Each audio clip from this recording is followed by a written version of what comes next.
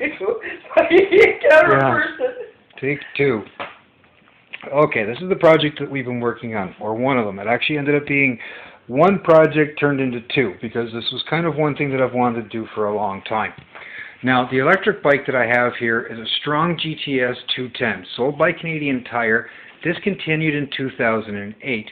The importing company from Quebec that actually sold these bikes to Canadian Tire went either bankrupt or went out of business or something. Anyways, so shortly after Canadian Tire, I think the business went out of business in 2006 or 2007.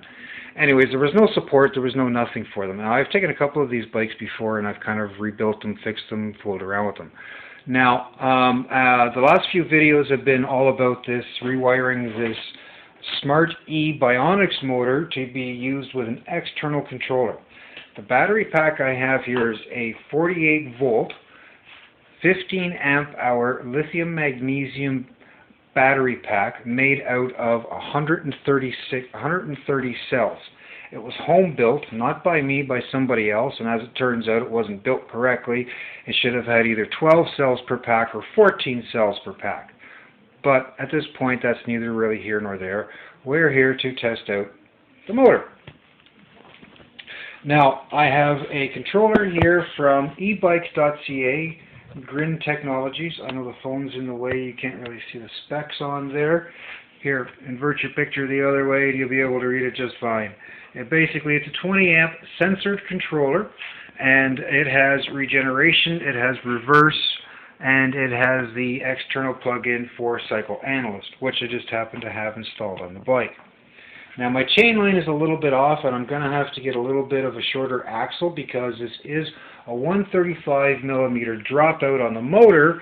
However, the bike was originally made with a 150 motor. Now, the old 150 motor, it's sitting over here.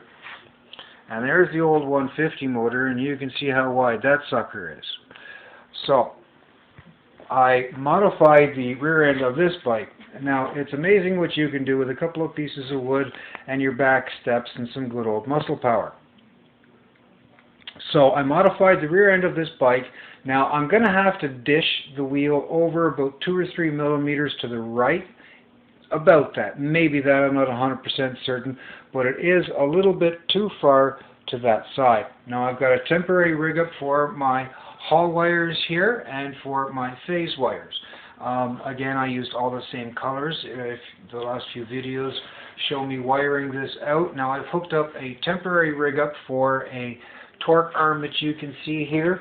I actually took a couple of pieces of fender mounts from a Canadian Tire fender, and you can see these pieces of metal here.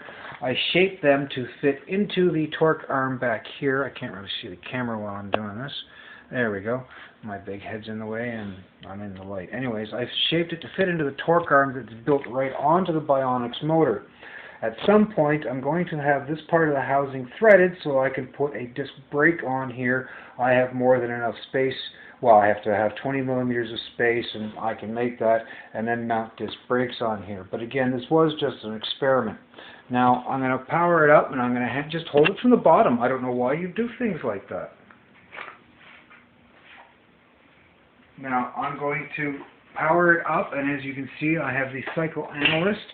And in order to make the Cycle Analyst see a little bit better, I'm going to turn off the light that is directly overhead here, so you can actually see the readout. I'm going to have to get up close. Whoa. Look at the screen here. I am looking at the screen. Well, there we go.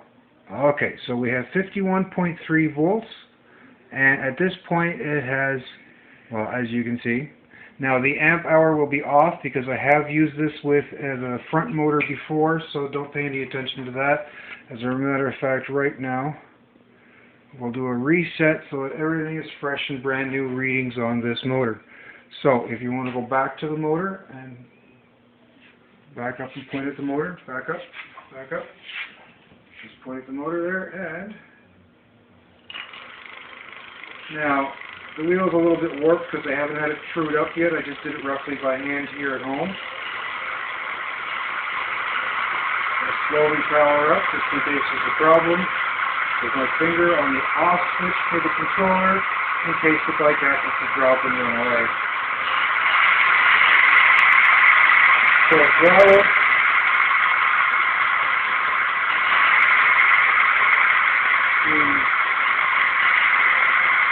Probably because the number of poles is not set properly in the cycle analyst, and there's the electronic braking.